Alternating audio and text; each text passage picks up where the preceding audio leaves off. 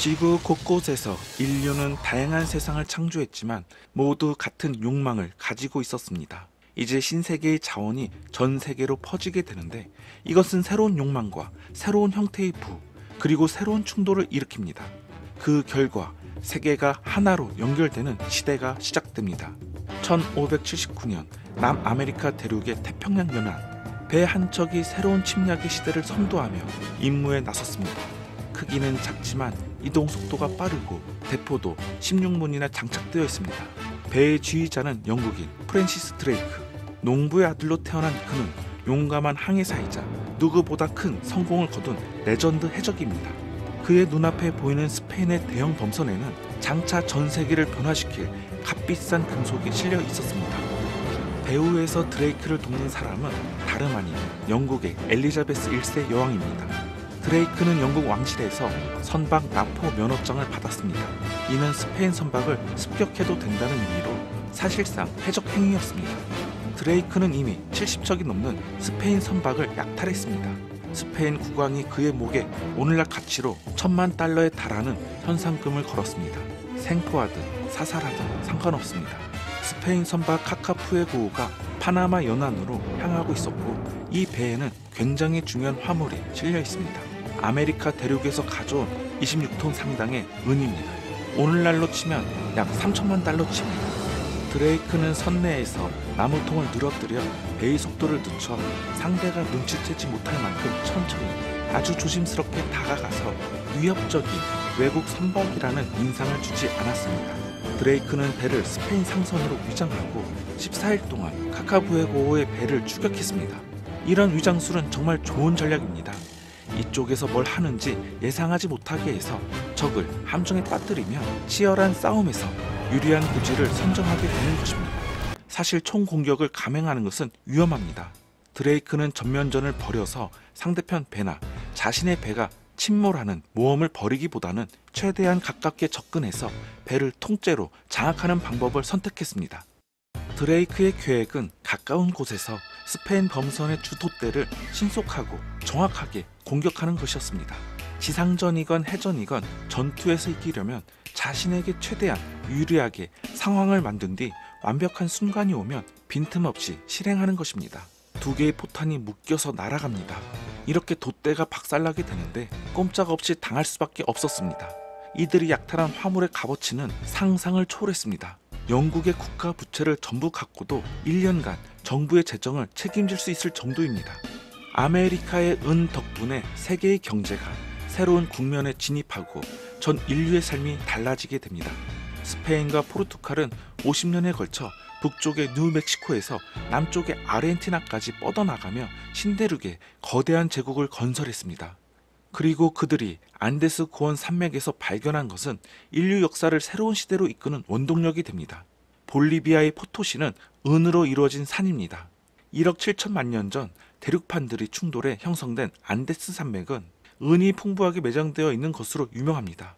마그마가 지각층을 뚫고 나오며 풍부한 은 광맥을 지표로 밀어 올렸습니다. 그 결과 포토시에는 폭이 3.7m에 달하는 은 광맥이 형성되었습니다. 이후 300년간 포토시는 전 세계 은의 80%를 공급하게 됩니다.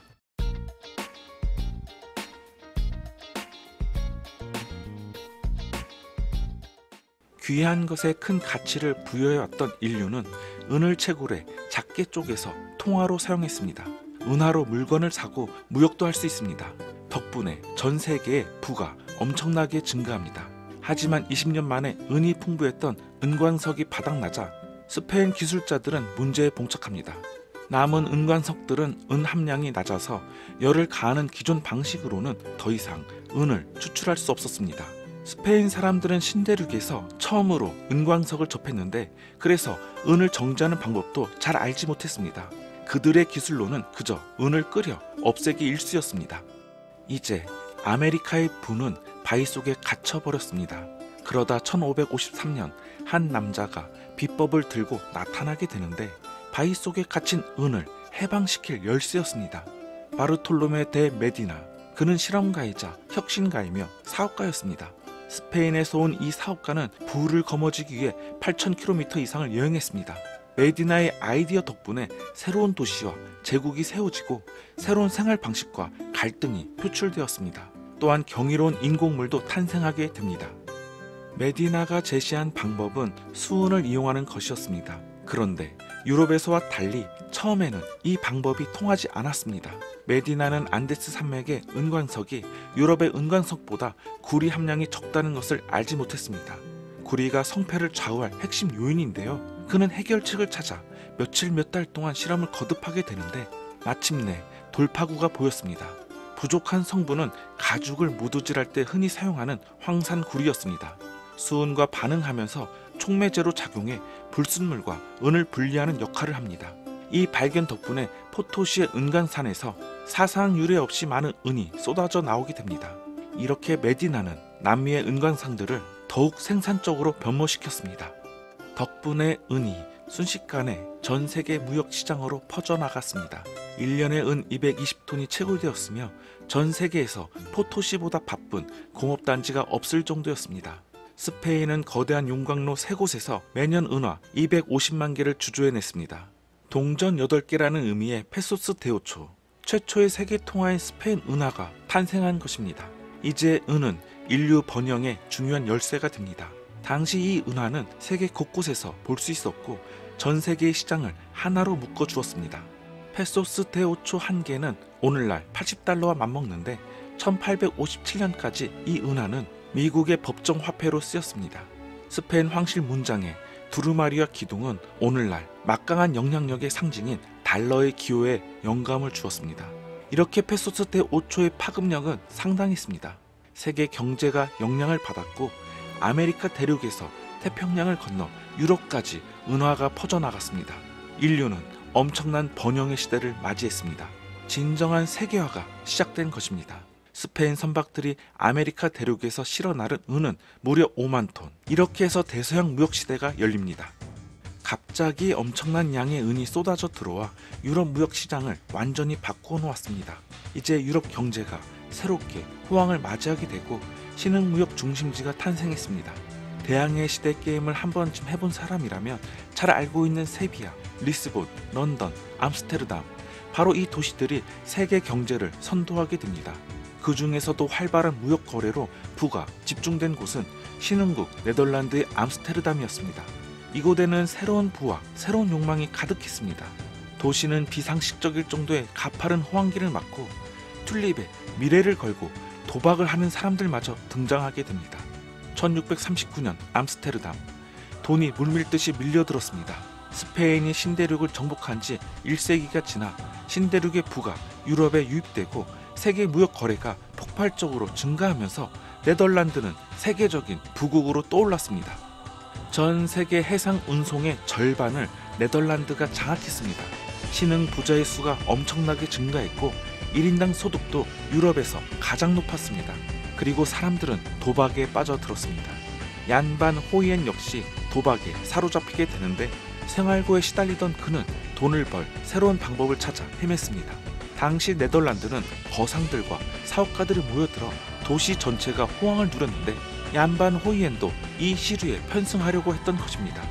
새로운 부가 창출되면서 새로운 사치품을 찾는 사람도 늘었습니다. 특히 대중의 상상력을 자극하는 수입품이 있었는데 그것이 바로 튤립입니다.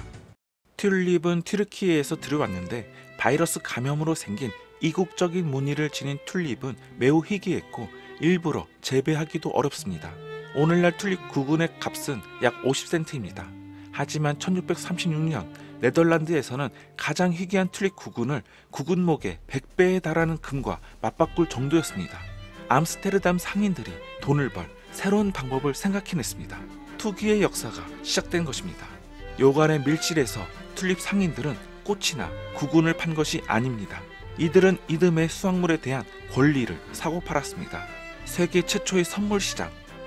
오늘날에는 모든 농산품이 선물 시장에서 팔립니다. 그래서 아직 수확되지 않은 작물을 살 수 있습니다. 당시 튤립도 납품일 이전에 팔렸습니다. 한 달 후엔 1636년 11월 튤립의 주가가 4배나 뛰었습니다. 화가 얀반 호이엔도 기회를 노렸는데 지금까지는 귀족과 거상들만 부자가 될 수 있었는데 보통 사람들도 부유해질 수 있는 기회가 생긴 것입니다. 금방 이득을 볼 것이라고 자신하며 얀반 호이에는 저금 모두를 튤립 주식에 투자했습니다. 12월 초 튤립 9군의 값은 한 달 전 가격의 10배로 치솟았습니다. 이거 완전 비트코인인데요. 가격이 천정부지로 오르기 시작했습니다. 12월 12일이 되자 가격이 다시 2배로 뛰었습니다. 여관 주인이 데리고 있던 무일푼의 고아 7명도 이 경매에 참여했습니다. 아버지의 유품인 튤립 9군 수집품을 내놓았던 것인데 1시간도 채 되지 않아 아이들은 각각 숙련공의 연평균 수입의 40배에 달하는 거금을 손에 넣게 됩니다. 튤립 덕분에 고아들이 백만장자가 된 것입니다. 구근값은 계속 치솟았고 네덜란드는 튤립 투기 광풍에 몸살을 앓았습니다.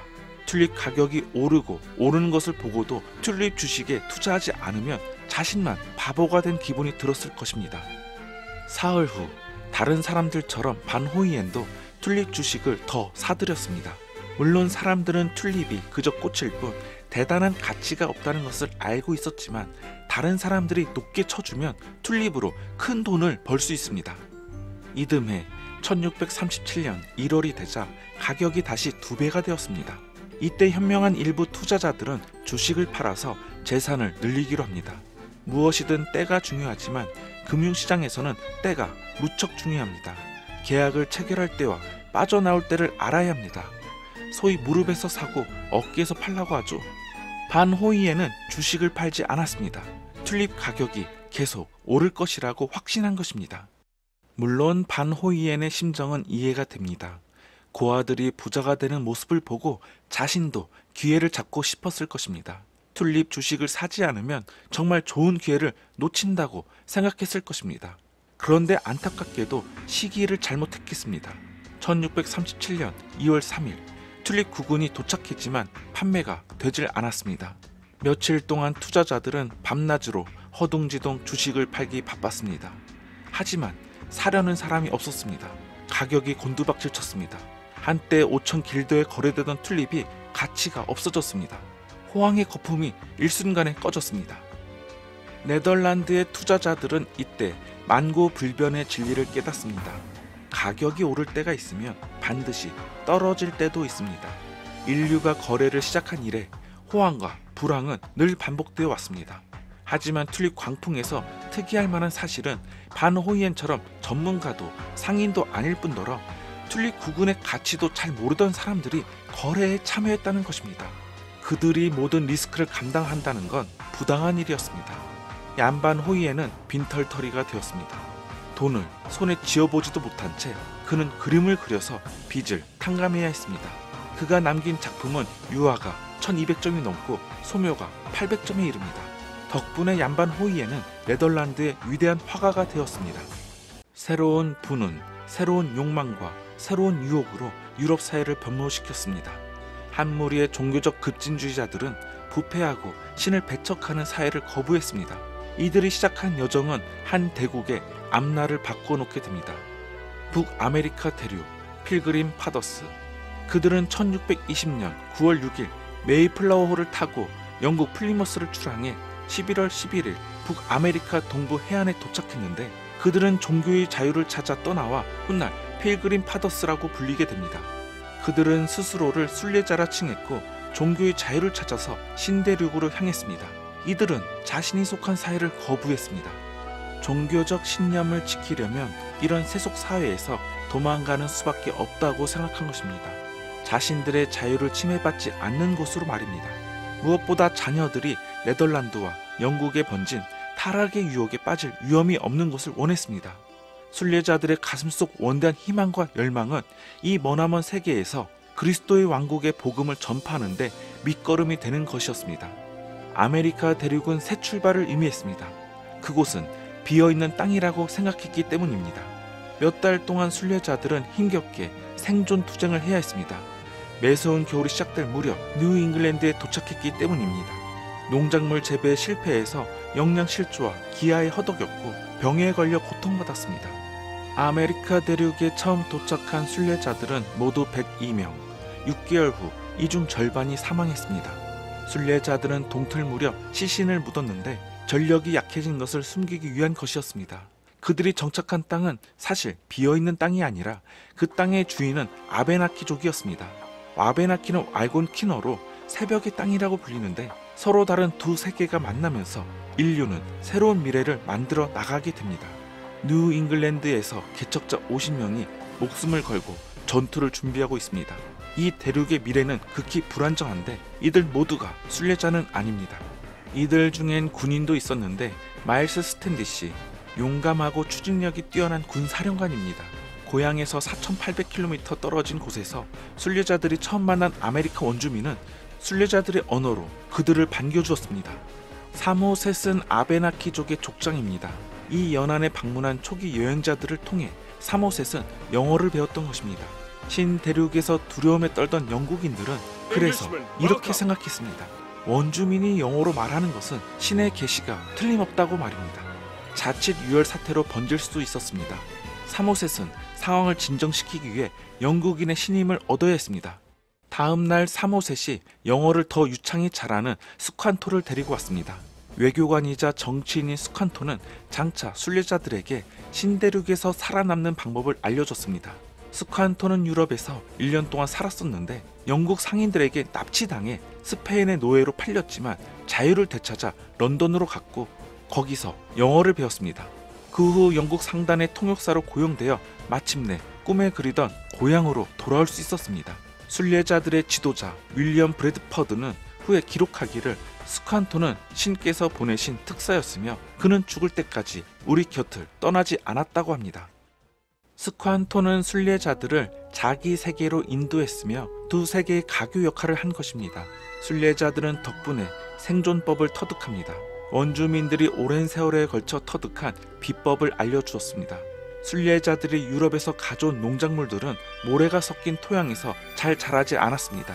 스칸토는 물고기를 잡아서 비료로 활용하는 방법을 알려줬습니다. 이것은 아마도 초기 순례자들이 생각지도 못한 방법이었을 것입니다. 원주민들이 물고기로 토양을 더 비옥하게 만드는 모습을 보고 무척이나 놀라워했겠죠? 그리고 그들은 순례자들에게 낯선 곡식도 소개했습니다. 그것이 바로 옥수수입니다. 순례자들의 필수 식량이 된 옥수수는 오늘날에도 아메리카 대륙에서 널리 재배되고 있습니다. 윌리엄 브래드퍼드는 우리는 원주민들의 방식대로 8만 제곱미터의 옥수수 밭을 읽었다고 합니다. 그리고 조금씩 옥수수를 수확하기 시작했는데 순례자들은 건강을 되찾았고 부족한 것이 없었다고 기록하였습니다. 순례자들은 원주민들이 놀랍게도 야만인이 아니란 걸 알게 됐습니다. 사냥과 낚시만 하는 것이 아니라 곡물도 재배하고 있었기 때문입니다. 원주민들과 순례자들은 서로 아이디어를 교환했습니다. 양쪽 모두에게 생산적인 관계처럼 보였습니다. 신대륙에서 원주민과 유럽인들이 이처럼 협력한 시기는 이후 찾아보기 힘듭니다. 순례자들은 유럽인들의 계획을 상징한다는 점에서 의미가 있습니다. 유럽인들은 대서양을 건너 신대륙의 유럽을 재현하려 했고 북미와 남미 대륙은 물론 다른 지역도 대상으로 삼았습니다. 오늘날 미국의 10%가 메이플라워를 타고 온 생존자 50명의 후손입니다. 이후 유럽에서 사람들이 속속 도착했습니다. 100년 안에 이들은 유럽의 무역도시 버금가는 도시들을 세우게 됩니다. 찰스턴, 필라델피아, 뉴욕, 보스턴, 돈에 눈이 먼 도시들을 버리고 떠나온 개척자 50인. 이들이 훗날 세계 최대의 무역국가 미국의 초석을 닦았습니다. 순례자들이 옥수수밭을 일구며 북아메리카 대륙을 변모시키는 동안 새로운 상품이 세계를 휩쓸게 되는데 설탕은 아프리카 대륙의 운명을 바꿔놓게 됩니다. 아프리카의 전사이자 여왕인 한 여인이 자신의 왕국과 자신의 백성들을 보호하려고 사투를 벌입니다. 중앙 아프리카의 은동고, 오늘날 앙골라 북부에 해당하는 곳입니다. 새롭게 등장한 주요 자원 때문에 충돌이 일어났습니다. 그 와중에 한 여인이 왕국을 지키려고 고군분투합니다. 은진과 은반대, 여왕은 노련한 전략가이자 강력한 전사입니다. 은진가는 강력한 통치자인 동시에 아주 복잡한 인물이었습니다. 그런데 은진가 여왕이 강적 포르투갈인들을 만났습니다. 그들은 여왕의 영토를 탐냈고 백성들을 노예로 삼으려 했습니다. 신대륙의 대규모 농장에서 일할 수많은 노예가 필요했던 것입니다. 인류의 입맛을 바꿔놓을 새로운 작물, 사탕수수를 재배하기 위해서입니다. 인간은 단맛의 유혹을 떨치지 못합니다. 오늘날 우리는 매년 체중의 50%에 가까운 설탕을 섭취합니다. 스페인과 포르투갈은 아메리카 대륙과 카리브해 연안에 대규모 사탕수수 농장을 짓기로 합니다. 인류는 언제나 늘 맛이 좋고 사치스러운 음식을 찾았습니다. 사치품에 대한 열망은 인류의 탐험과 무역망 확대의 원동력이었습니다. 그렇게 농업이 산업 수준으로 발전했습니다. 노동력이 더 필요해지자 새로운 상품이 등장하게 되는데 그것이 바로 노예입니다. 다른 아프리카 통치자들처럼 은진과 여왕도 전쟁 포로들을 포르투갈에 팔아 넘겨왔습니다. 사실 아프리카 노예 무역은 음모의 산물입니다. 탐욕스러운 유럽인들과 아프리카 지도층이 결탁했던 것입니다. 당시의 여러 아프리카 군주들처럼 은진과 여왕도 노예를 팔았습니다. 하지만 다른 종족과의 전투에서 잡은 전쟁 포로들이었습니다. 이는 포르투갈의 침략을 막기 위한 고육지책이었습니다. 설탕 무역이 증가하면서 아프리카 노예 무역도 더욱 활성화되었습니다. 그런데 은진과 여왕의 예전 무역 파트너가 배신을 합니다. 여왕의 백성들을 노예로 삼으려 한 것입니다. 여왕은 산으로 올라가 자신의 왕국과 백성들을 지킬 준비를 합니다. 포르투갈뿐만 아니라 포르투갈과 새로 동맹을 맺은 부족과도 맞서 싸워야 했습니다. 은진과 여왕은 노예 거래로 이득을 보려는 군벌들에 맞서 싸웠습니다. 이 인신매매 범들은 총으로 무장하고 있었는데 은진과 여왕은 수적으로 열세였고 결국 포위당하게 됩니다. 그녀의 자매들도 노예로 사로잡혀 갔으며 약 300년에 걸쳐 노예 상인들이 신대륙으로 끌고 간 아프리카 노예들은 1,500만 명에 이릅니다. 그중 다수가 중앙 아프리카 출신입니다. 인류 역사상 가장 고통스럽고 끔찍한 기억일 것입니다. 유럽인과 아프리카 흑인 모두에게 말입니다. 은진과 여왕은 무사히 탈출했습니다. 20년 후 죽음을 맞이할 때까지 여왕은 싸움을 멈추지 않았으며 포르투갈의 지배에서 벗어나기 위해 끊임없이 협상을 시도했습니다. 이처럼 은진과 여왕 같은 강력한 여성 지도자가 존재했다는 점이 흥미롭습니다. 은진과 여왕은 무척 복잡하고 외교적 수완이 뛰어난 인물이었습니다. 노예 제도가 폐지된 것은 그로부터 250년 후의 일입니다. 설탕의 단맛에 사로잡힌 인류 때문에 양 대륙의 모습과 문명이 변화했습니다. 오늘날 아메리카 대륙에 사는 20% 정도가 아프리카의 후손입니다. 새로운 경제 세계의 출현으로 아프리카 사람들의 삶이 변하는 동안 아메리카 대륙의 은 덕분에 인도의 통치자는 막대한 부를 거머쥐게 됩니다. 그리고 그 경제력을 바탕으로 기념비적인 건축물을 세웁니다. 1631년 인도 중부에서 세계적인 갑부인 한 남자가 통치 기반을 공고히 하려고 원정에 나섰습니다. 1억 명의 백성을 거느린 황제 샤자한. 샤자한은 세상의 왕이란 뜻입니다. 샤자한은 무굴 제국의 황금기 동안 제일 막강한 황제였습니다. 제국의 영역도 확대되었고 샤자한의 부는 가히 전설적입니다. 이처럼 막대한 부를 축적할 수 있었던 까닭은 인도 해안에 줄 세워져 있던 무역항 덕분입니다. 유럽 상인들이 아메리카 대륙에서 나온 은을 들고 쉴 새 없이 몰려들었습니다. 상인들은 은을 손에 쥐자 기회가 많아졌고 아시아인이 원하는 것을 가지고 있으니 면, 비단, 향신료, 후추 등 이국적인 아시아 상품과 바꿀 수 있었습니다.